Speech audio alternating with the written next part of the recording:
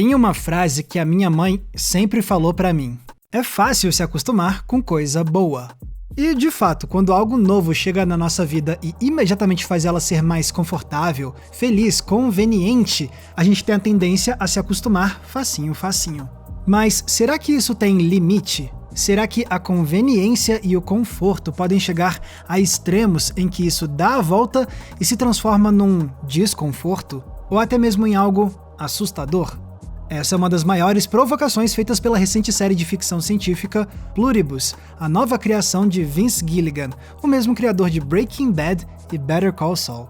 E agora que a primeira temporada já acabou, tá mais do que evidente que o Gilligan conseguiu criar mais uma vez um dos melhores seriados da atualidade.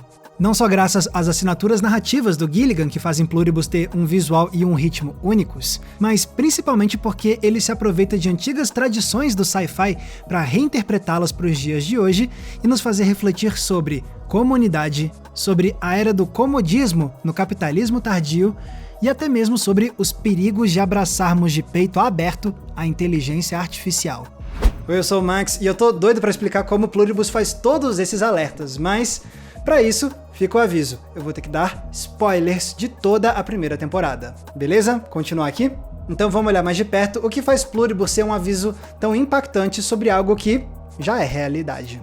Em Pluribus testemunhamos um cenário apocalíptico diferente. Certo dia, uma espécie de vírus espacial chega à Terra e toma conta de quase toda a população do mundo em questão de minutos. Muitos morrem durante esse processo, mas a maior parte das pessoas continua viva, só que agora não mais com as suas identidades originais, que foram substituídas por uma consciência coletiva dos invasores alienígenas. E os aliens têm acesso a todas as memórias e todos os conhecimentos de todas as pessoas da humanidade de uma só vez. Porém, tem uma mulher que não é afetada por nada disso, a Carol. E agora ela precisa se ajustar à nova realidade mundial, se vendo cercada por uma raça alienígena que tomou conta dos corpos de todo mundo e que quer convencê-la a se juntar a eles. Mas os aliens não fazem isso de forma hostil. Não. Pelo contrário, esses aliens são uns amorzinhos. Eles querem fazer de tudo para deixar a Carol feliz e confortável, querem conquistá-la da forma mais positiva possível, enquanto eles tentam descobrir alguma maneira de tomar o corpo dela também. O que se desenrola ao longo dos capítulos seguintes é uma série de investigações e de experimentos por parte da Carol. Ela tenta entender como os aliens pensam e por que eles operam com essa positividade toda. Ela descobre que outras pessoas também são imunes, mas ela não consegue se conectar de verdade com nenhum deles. Ela tenta descobrir maneiras de reverter a invasão e de salvar a humanidade. E se isso tudo não fosse o bastante, ela ainda precisa navegar pelo luto de ter perdido a mulher que ela amava. E não demorou muito para que depois de somente alguns episódios eu já começasse a pensar: como é bom ter o Vince Gilligan de volta. O estilo narrativo dele, que sedimentou Breaking Bad e Better Call Saul como obras-primas da TV, está de volta com força total em Pluribus. Aqui, novamente, temos aquelas cenas que são meio estranhas e sem muito contexto, mas que vão fazer sentido mais tarde. Temos uma fotografia que busca imagens deslumbrantes no contraste entre luz e sombra, não só para refletir a tensão de uma mulher lutando sozinha contra o mundo, mas também para revelar instantes de beleza que a confortam em meio à angústia. Além disso, temos a composição dos quadros, que também se recusa a ficar no básico, procurando ângulos inusitados e posicionamentos de personagem que são atípicos, fazendo a gente sentir como a Carol é uma desajustada nessa nova realidade. Pra quem é fã das séries anteriores do Gilligan, isso tudo parece bem familiar. Mas a graça é ver como o criador da série traz essas assinaturas de volta, agora para contar uma história num gênero totalmente diferente dos seus programas anteriores. Agora é ficção científica, que, na verdade, é um retorno do Gilligan às suas raízes, já que muito da experiência dele veio dos anos em que ele trabalhou como um dos roteiristas do cultuado sci-fi Arquivo X. E quem é muito fã de ficção científica identifica como o Gilligan traz de volta alguns tropos clássicos do sci-fi, mas atualizando eles para os dias de hoje. O primeiro desses tropos é o da invasão de corpos, com os aliens que se apossam dos humanos. Isso aí não é novidade alguma, pois é uma ideia que se popularizou décadas atrás graças ao clássico de 1956 dirigido por Don Siegel, chamado Vampiros de Almas. Nessa história, uma pequena cidade nos Estados Unidos é dominada lentamente por alienígenas que roubam humanos, clonam os seus corpos e se passam por eles, com a intenção de substituir a população da Terra inteiramente, um corpo de cada vez. E eu sei que Vampiros de Almas é uma inspiração direta para Pluribus porque a série faz uma referência muito discreta a esse clássico. Em certo momento do episódio 2, a Carol chama os invasores de Pod Persons, que em português poderia ser traduzido como pessoas de casulo. Meanwhile, everybody everywhere else has turned into some kind of pod person. Para os desavisados, isso pode soar estranho, mas não para quem já viu Vampiros de Almas. Porque nesse filme, como é que os aliens clonam e substituem os humanos? Usando casulos imensos onde os corpos permanecem até ficarem prontos para se levantarem.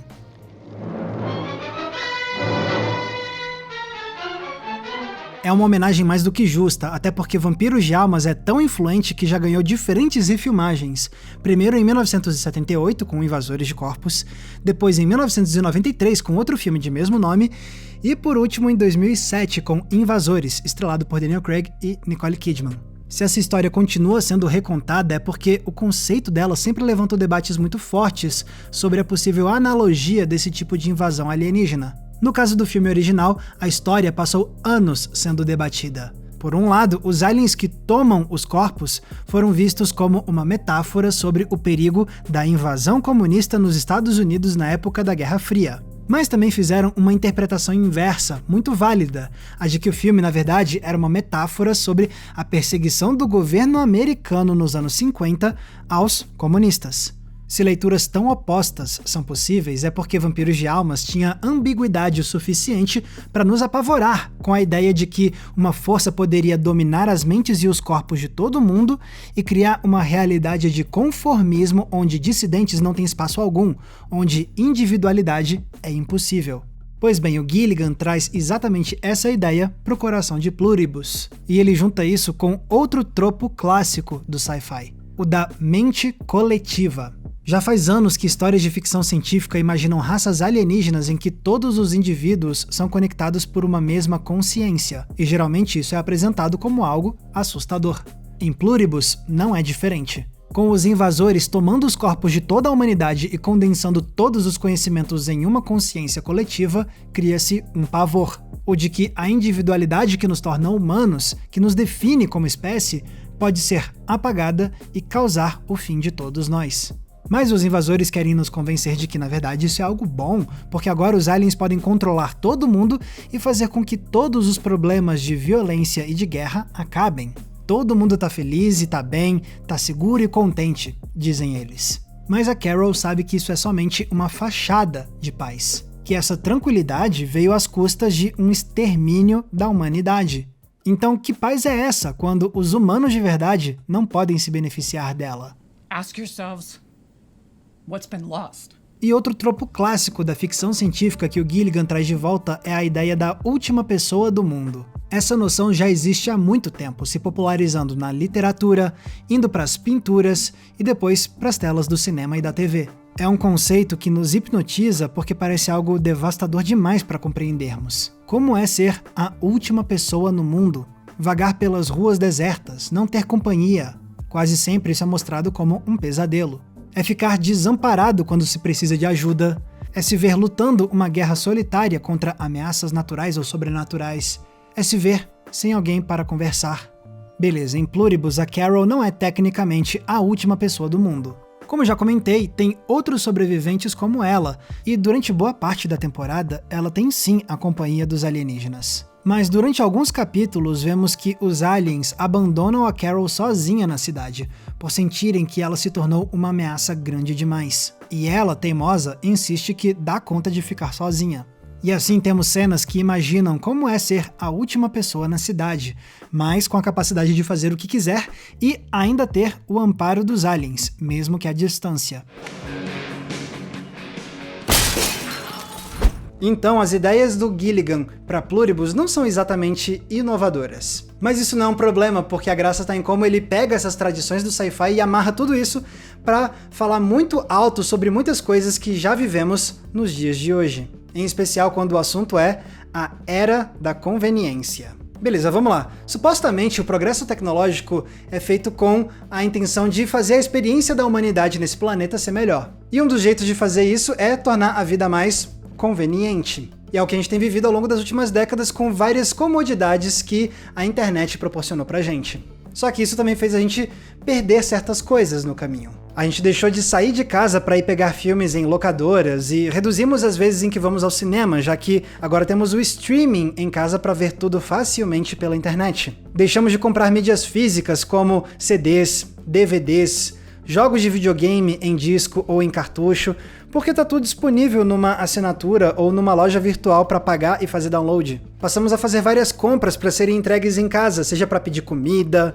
encomendar móveis, roupas, brinquedos, aparelhos eletrônicos. A gente deixou de ler jornais e revistas porque agora tá tudo de graça na internet. Pegamos um punhado de aparelhos diferentes e os condensamos em um único objeto, um supercomputador que cabe no bolso e que faz 1000 coisas, incluindo ligações telefônicas. Tá, beleza, eu não vou ser hipócrita e fingir que eu nunca desfrutei ou que eu ainda não desfruto de tudo isso. São tecnologias que realmente trouxeram muitas comodidades pra gente no dia a dia. Mas também, quanto mais tempo passa, mais eu vejo a gente questionando qual é o outro lado da moeda dessa conveniência toda. Por exemplo, com as grandes corporações fazendo de tudo para que a gente consiga ter o que a gente quiser confortavelmente em casa, mas a gente foi se acostumando a ficar em casa. Não à toa tem sido estudada e discutida na mídia a morte dos chamados terceiros espaços. Aqueles lugares que a gente frequentava cotidianamente e que não eram os nossos trabalhos, nem os nossos lares. Eram locais de comunidade, de experiências coletivas, mas que passaram a parecer menos essenciais na era da conveniência.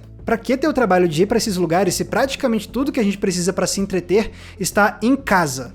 E se as redes sociais nos dão a ilusão de estarmos conectados com os outros, mesmo que estejamos na nossa sala de estar sem ninguém por perto?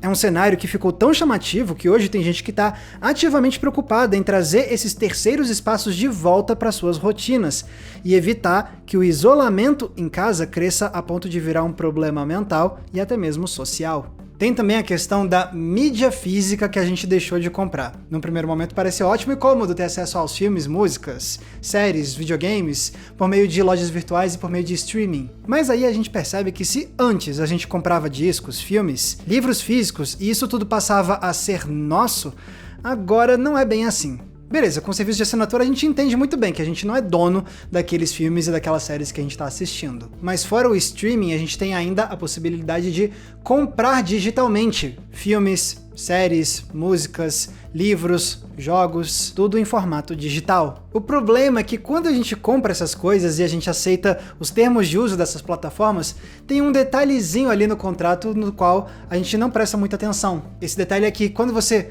compra uma dessas obras digitais, você não está de fato comprando a posse daquela cópia digital para você para sempre. Não, o que você está comprando é uma licença digital para ter acesso àquela obra. E se por algum motivo aquela plataforma remover aquela obra do catálogo, isso pode fazer com que aquilo também suma da sua coleção. Tem vários relatos ao longo dos últimos anos de pessoas que achavam que tinham comprado uma cópia digital de um filme, de um determinado jogo, de um livro, até que essas plataformas, por algum motivo ou por outro, removeram essas obras e tiraram das coleções dessas pessoas que tinham comprado. E isso escancarou esse problema para muita gente. E aí resta essas pessoas ficar lá chupando o dedo porque pagaram por algo que, na verdade, nunca foi delas. É justamente por isso que hoje tem todo um nicho de pessoas que quer voltar a colecionar mídia física, para sentir que são donos das suas cópias, para sentir que têm acesso aos filmes, jogos e músicas que eles gostam na hora que quiserem, sem nenhum serviço digital tirar aquilo deles sem aviso prévio. E o que dizer dos nossos queridos smartphones, hein? A indústria realmente conseguiu criar um aparelho que reúne praticamente de tudo. É televisão, é rádio, é lanterna, calculadora, câmera fotográfica, câmera filmadora, é livro, é jogo de videogame, e a lista vai longe. Quando isso aqui surgiu, foi deslumbrante ver que dava pra juntar tanta coisa diferente em um só objeto. É inegável que isso aqui é sim um grande feito de engenharia. Mas junte toda essa conveniência com as redes sociais que foram se tornando cada vez menos sociais e mais viciantes, e chegamos em um ponto em que estamos completamente obcecados por esses aparelhos, passando horas e horas com os olhos pregados nessas telas para trabalhar, para nos comunicar e para nos entreter. E você com certeza já viu notícias nos últimos anos sobre estudos e pesquisas que estão demonstrando as consequências negativas desse vício, afetando a nossa saúde mental e até alterando a forma como a química do nosso cérebro opera, com os picos constantes de dopamina feitos para nos deixar nas redes e gerando lucro para as Big Techs. E isso também tem gerado uma tendência que quer ir na contramão dessa história. Por exemplo, recentemente eu fiquei fascinado com uma tendência no YouTube de vídeos de pessoas mostrando como elas querem descentralizar os seus smartphones. A ideia é usar o smartphone menos ao longo do dia a dia, trazendo de volta objetos e aparelhos que a gente usava antes do surgimento do smartphone e que eram de uso exclusivo, de uso dedicado para uma finalidade. Se for para ouvir música, que seja não no celular, mas num MP3 player separado. Se for para ler livros, que seja com livros físicos ou com leitores digitais especializados nisso. Se for para jogar videogame, que seja com consoles mesmo, e não com aplicativos no celular. Se for para tirar fotos e fazer vídeos, que seja com uma câmera de verdade. E por aí vai. E o que essas pessoas falam nesses vídeos é que, sim, é menos conveniente você ter que carregar mais coisas com você, mas que o outro lado da moeda é que existe um certo prazer em você poder se focar naquela experiência específica, sem medo de que aquele aparelho vai interromper o momento com uma notificação, ou que você não vai se sentir tentado a parar o que você está fazendo para abrir o TikTok ou o Instagram, porque aquele aparelho não tem acesso a essas coisas. É um jeito de diminuir o vício no celular e voltar a interagir com o mundo e com outras tecnologias que não seja por meio dessa tela aqui que deixa a gente hipnotizado o dia inteiro. Percebe então qual é o grande problema que engloba tudo isso que eu falei agora? A era da conveniência nos conquista com praticidade, comodidade, mas depois de um tempo a gente percebe que isso tem um preço alto. Isolamento social, vício em telas, saúde mental no lixo, banalização da nossa relação com as obras de arte. Será que vale mesmo a pena abrir mão de todas essas coisas em nome da conveniência? É esse tipo de ansiedade que eu vejo refletida em Pluribus em forma de ficção científica. Os invasores de corpos com mente coletiva se transformam basicamente nos provedores de conveniência mais eficientes da história. Eles podem fornecer qualquer coisa que a Carol peça, qualquer objeto, interação, acesso a qualquer lugar. Não é à toa que um dos outros sobreviventes, o Senhor de Abaté, de fato se aproveita disso tudo para ter uma vida de luxo e de hedonismo. Mas a Carol não consegue se encantar com esse cenário, porque ela sabe que o preço dessa conveniência toda é alto demais. É a solidão de ser uma das últimas pessoas da Terra, é o vazio e o banal de se ter tudo o que você quer, sem esforço algum. É a noção de que, para se ter tudo isso, é necessário aceitar o extermínio da humanidade. E se esse conforto todo é oferecido sem limites a Carol, não é por uma preocupação genuína com a felicidade dela, mas sim por interesse próprio e escuso de quem provê a conveniência. O interesse de assimilar a Carol na consciência coletiva para assegurar a dominação do planeta. Como não olhar para isso e não lembrar do capitalismo tardio em que vivemos, que apresenta praticidade e conforto fingindo ser projeto de felicidade, quando no fundo é projeto de dominação.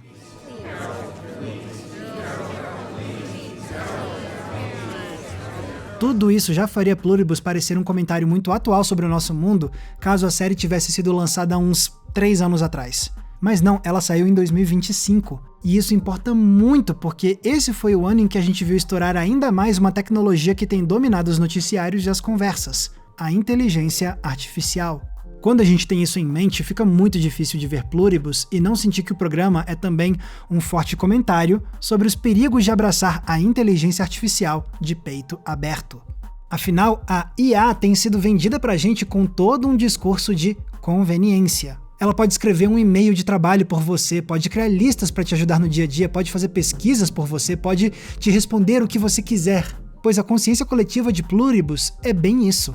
Dá para fazer vários paralelos entre os invasores da série e os chatbots de empresas de IA generativa, como aponta um artigo no site TV Tropes. O jeito como eles falam com a Carol de forma amigável e bajuladora lembra muito como os chatbots são configurados para responderem aos usuários sempre dessa maneira, passando a imagem de serem prestativos e reforçando de forma positiva a gente.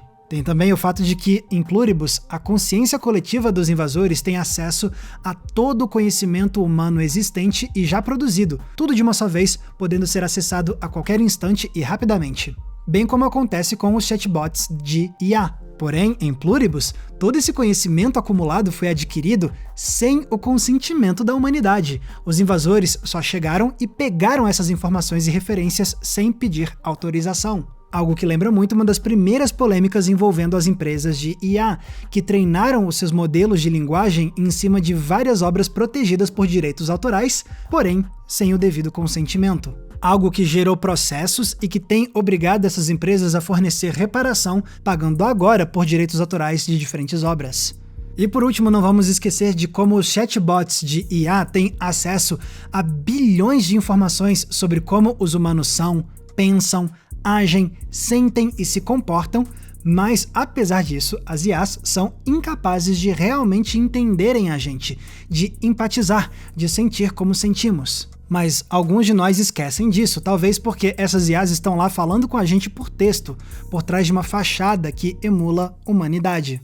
Diz aí se esse não é exatamente o caso dos invasores em Pluribus. Não importa quantos dados sobre os humanos eles tenham e quanto eles finjam ser como nós, eles não são capazes de sentir como sentimos e de se importar de verdade com as nossas emoções. Mas alguns dos sobreviventes ainda querem se enganar, acreditando que os invasores são sim como nós, por manterem as aparências e por responderem com as mesmas palavras que usamos, ainda que essas pessoas, entre aspas, sejam uma mera fachada de humanidade. Hello, Carol.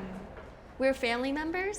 Quando você pensa nesses paralelos todos, é inevitável se perguntar: será que o Vince Gilligan teve a intenção de criticar a inteligência artificial?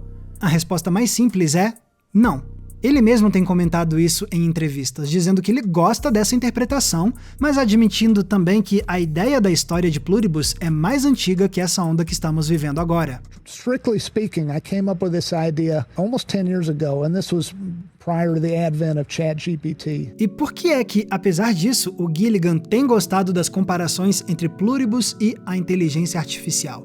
Eu vou deixar ele mesmo responder. I hate AI. I hate or what's called AI because there's no intelligence to it. It's just a really clever algorithm. It seems like it's putting people out of jobs, and it has the potential to make kids knuckleheads, because they let this thing do their homework for them instead of doing it themselves. And yeah, I'm not big on AI. E é bem por aí mesmo. Mesmo que a analogia com IA não seja intencional, ela ainda é válida. Aliás, o fato de Pluribus não falar de forma explícita sobre inteligência artificial é justamente um dos fatores que faz essa ser uma das melhores ficções sobre inteligência artificial. O poder da alegoria traz uma camada extra de complexidade para essa obra. E se muitos de nós têm enxergado essa alegoria sobre IA em Pluribus, é porque o programa soube captar o espírito do nosso tempo de forma magistral, tocando em feridas bem profundas dos dias de hoje. Se a ideia é fazer uma crítica à era da conveniência, não tem alvo melhor para isso do que a IA, porque essa tecnologia é a forma mais recente como as Big Techs querem vender a imagem de comodidade e de conforto tecnológico, com a promessa de que essa conveniência toda vai revolucionar as nossas vidas. Mas o que já tem ficado claro é que essa conveniência tem o seu preço.